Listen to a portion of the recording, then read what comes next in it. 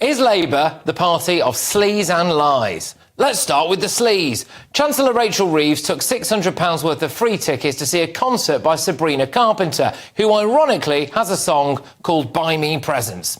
Let's have a little look, shall we, at what we think Rachel Reeves' income might be per year. So today it was announced that MPs' salaries are rising by 2.8% to around 94 grand a year. As Chancellor, she reportedly receives roughly £67,000 a year on top of that. Her and her husband, a senior civil servant, reportedly make 74 grand a year as landlords, and his salary is reported as being as much as £174,000. So that is a combined total of somewhere in the region of 402 grand a year. So she still takes freebies, does she? Well, of course, it was all for security reasons. I took those tickets to go with a member of my family. I thought that was the right thing to do from a security perspective. Did you pay for them? Because you could pay for them. Well, these weren't tickets that you could pay for. So there wasn't a price to those tickets. Obviously, I will declare that the value of them, but they weren't tickets that you were able to buy. Okay. What? Well, these weren't tickets. Oh, you couldn't pay for those tickets. Oh, come on. But her own colleagues have had enough of that, and I'm not surprised, really. Cabinet Minister Heidi Alexander slapped Reeves down this morning. I haven't taken any tickets, to be honest, since I was elected back in June as a new Member of Parliament, and going straight into the Ministry of Justice and then coming straight into the Department for Transport. I actually, sadly, haven't been to see any concerts at all over the last 9 months, partly because I've been very, very busy. Would you take tickets? I have never, as a Member of Parliament, I have never accepted tickets to any concerts. Yeah. The Chancellor has already made cuts for pensioners, cuts for farmers, cuts for the disabled, and today it's been revealed that she's about to cut £500 million from state schools. This is after her VAT raid on private schools has forced some of them to close. More sleaze now. Angela Rayner, Deputy Prime Minister Angela Rayner, randomly went to Ethiopia. The trip cost the taxpayer 20 grand. There is no good reason why she needed to be there. But here we go. It turns out Ms Rayner asked if she could go on a taxpayer-funded private safari trip while she was there, and civil servants had to tell her that wasn't really appropriate. This is from the woman who jokingly tells a story about how the Prime Minister invited her round to his number 10 flat, and when he left the room, she just opened a bottle of whiskey and helped herself. It turned out that was a precious gift from a dead friend. I mean, who does that? What kind of person just comes round to your house and just opens a bottle of whiskey and helps themselves when you're not in the room? Oh, sorry, a raging socialist. Now, of course, we've got the mistruths as well. Forget, the little things, like whether or not the business secretary was actually a solicitor, whether or not the Chancellor actually worked as an economist, or whether the Prime Minister deliberately represented foreign Islamist terrorists. Just the little stuff. Anyway, Keir Starmer reportedly told 25 porky pies in just half an hour at last week's Prime Minister's Questions. 25. These include things like ignoring the fact that Labour's new employment rights bill imposes £5 billion of cuts onto businesses, including 67% of small businesses who will now probably close or at least stop hiring new staff. He said the Tories opposed raising the minimum wage. That is not true. The Conservatives did not oppose the rise to the minimum wage, and the Tories actually raised the minimum wage by 72% since 2010. Starmer says that he's investing in policing. Police forces say they're actually going to have to cut the number of police officers. Starmer said, we're speeding up new infrastructure projects, slashing red tape, getting Britain building. The reality? He's created 27 new quangos, £5 billion a year in new regulation, and cut housing targets in cities. But whilst we're on housing, another thing they've been very squiffy with is who is going to live in these new houses. More on that later, by the way. But no doubt there will be foreigners and asylum seekers. The Prime Minister said, we've announced the largest defence increase since the Cold War. Not true.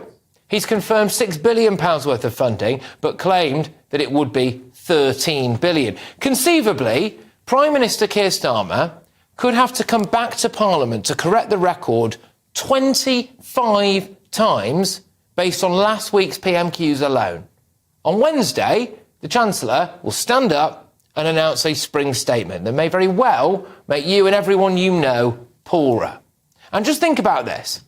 It is staggering how easily mistruths roll off the Prime Minister's tongue. It is astonishing how bad the stench of sleaze is around this Labour government. Let's get thoughts of my panel. We are joined by Daily Express columnist Carol Malone, ex-Labour Party advisor Matthew Larsner, and the former chairman of the Tory party, Sir Jake Berry. Let's deal with sleaze first, shall we, Carol? Yeah. So you've got Angela Rayner there, requesting a taxpayer-funded private safari in Ethiopia, and you've also got Rachel Reeves taking £600 worth of concert tickets, despite the fact that her and her husband, seemingly anyway, have a joint salary of $402,000 a year. You know, she said this was the right thing for her to do. Rachel Reeves wouldn't know the right thing if it smacked her in the face. You know, the right thing to do was not to accept free tickets in the first place, not just because her and her husband between them earn £402,000 a year, but because it is not the right thing to do. Yes, I know they're allowed legally to do it as long as they declare, but there is a caveat in that says public perception must be taken into account. And the public perception here is that she's greedy, she's on the take, she's brazenly on the take. You know, this all comes hot on the heels of Starmer and what he was doing with free clothes, free glasses, free whatever. There was a massive scandal about that. And she's doing this. There was a massive scandal about the Taylor Swift concert. And she's doing this hot on the heels of that. It's either because she's thick, she's stupid, she's greedy, or she just doesn't care. She didn't come into politics to actually do the job to be Chancellor. She came into it for the perks, because that's what it's looking like. Well, go on, Matthew. You're shaking your head at that, and obviously we don't want any kind of unnecessary personal attacks on Rachel Reeves here, but I must say, I think this is the strength of feeling out there. There's going to be a statement on Wednesday where she's going to stand up and make decisions that may well make people poorer. And a lot of people feel that's the result of her own incompetence. And here we are, £600 for a Sabrina Carpenter ticket. I mean, presumably she stood up and applauded and knows all the lyrics to the song Buy Me Presents. Well, I've never heard of Sabrina Carpenter myself, so I need to get down with the just a fan of the Carpenters. Sabrina, it's a bit too modern. Exactly, a bit too modern for me. Look, I mean, I don't know, but I think it's quite likely that the person she went with is her daughter, and I think that she did that for, she said, for security reasons. You know, these tickets were given by the venue, so it's not like it was a bank that she's regulating who came along and were providing the tickets. The venue obviously thought it was the most appropriate person. I'm not sure that people want, armed police sitting around them if they're in the ordinary seats and getting away from other concert goers. But the optics, I understand.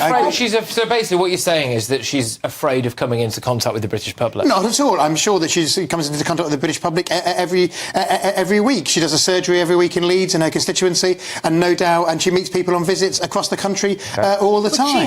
She has security all the time. She had security in the box as well. She could have been heard from the box. It's a pathetic Weasley excuse. Angela Rayner's private safari that thankfully for once the civil service appeared to have stepped in, Sir Jake, and said that would be absolutely ridiculous if you went on a private safari on a trip to Ethiopia that there's already no point you being on. Well, look, I mean, the first thing is Angela Rayner is the Secretary of State for Housing, Communities and Local Government, basically charged with improving the planning system, building houses and fixing the potholes. None of those are actually going that well for her. Why on earth she felt that she could go and bring her sort of her genius of political acumen to people in Ethiopia? What I find really distasteful about that, leaving aside the private safari, that's a matter for her and she obviously didn't take it, is that it cost us, the British taxpayer, £20,000 for her to go on that vanity trip. Let's put that into context. That's probably the entire tax paid by a working family, or maybe two working families in this country. You, GB News viewers, are going to work every single day of the year so your tax can pay for the Secretary of State for Communities and Local Government to visit Ethiopia. It is not a responsible use of taxpayers' money. Well, it's not a responsible use of taxpayers' money. And I think that's really... And I did just want to say on the Rachel Reeves things as well. So, look, I completely understand. I've worked with protected ministers when I was in government, that there are different concerns around people like the Foreign Secretary, the Chancellor and the Prime Minister. And it is right for Rachel Reeves to go in the box. But she should pay for that box personally.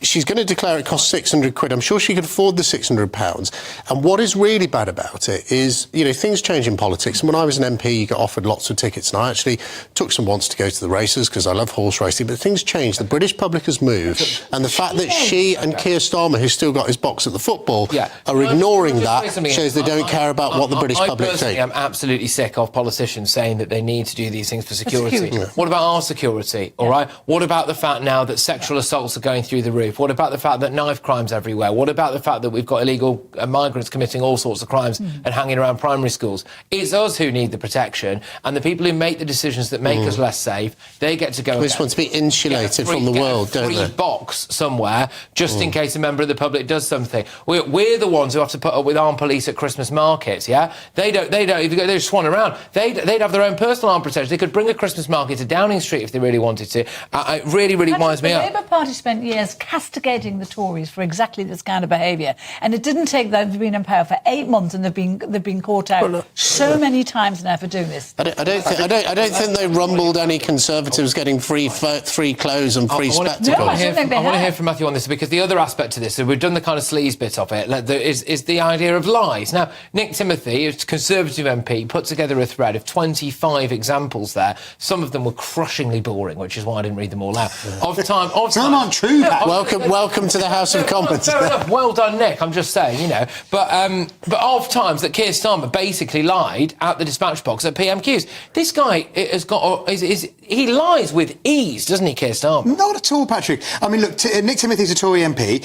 He's desperately trying to re-ingratiate himself with the Tory party because he was the guy who came up with the Mincher tax. So is what he said wrong, Matthew? When he worked for... You're deviating. So is what he said incorrect? Is Nick Timothy lying, or is Keir Starmer lying? Well, I mean, some of them just simply aren't true. Name one.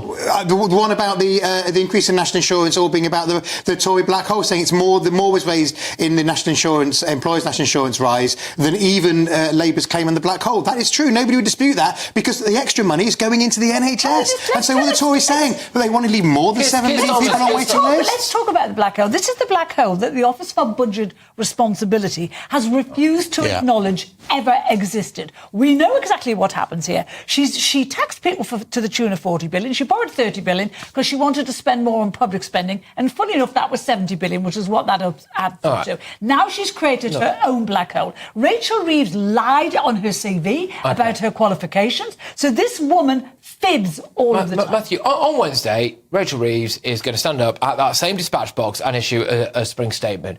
The last time that Keir Starmer was at that dispatch box, he stands accused of lying 25 times. How can anyone trust Labour? Well, if any of those were misleading the House, then the Speaker would call him back and get him to apologise to the House. Should Keir Starmer resign? If he's found to have misled the House, should Keir Starmer resign? Because, of course, he repeatedly called and ultimately succeeded in having Boris Johnson removed as our Prime Minister because, sin of all sins, he misled the House of Commons. So if Keir Starmer has, on 25 occasions, Boris, I think, was accused of doing it twice. If Keir Starmer's done it 25 times...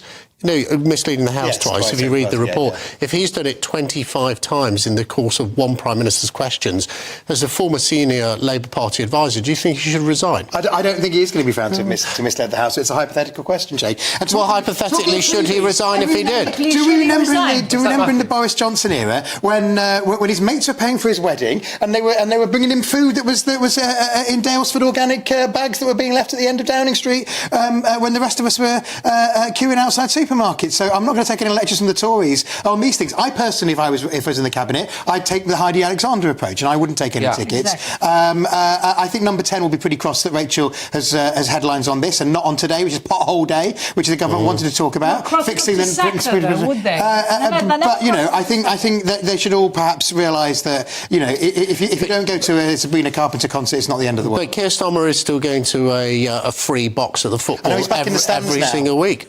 So I understand. The Telegraph reported today. Well, but that's on security. I mean, if it is, it would be because yeah, but he could pay for the box. It's the same argument. I think he is. Let's move on. I've got a lot more coming away. We're talking about quotes on quotes, lies, about betrayal, etc. I personally think the biggest betrayal of all is going to be about housing, and it's going to be about these 1.5 million new homes in England alone, and who is going to live in those homes.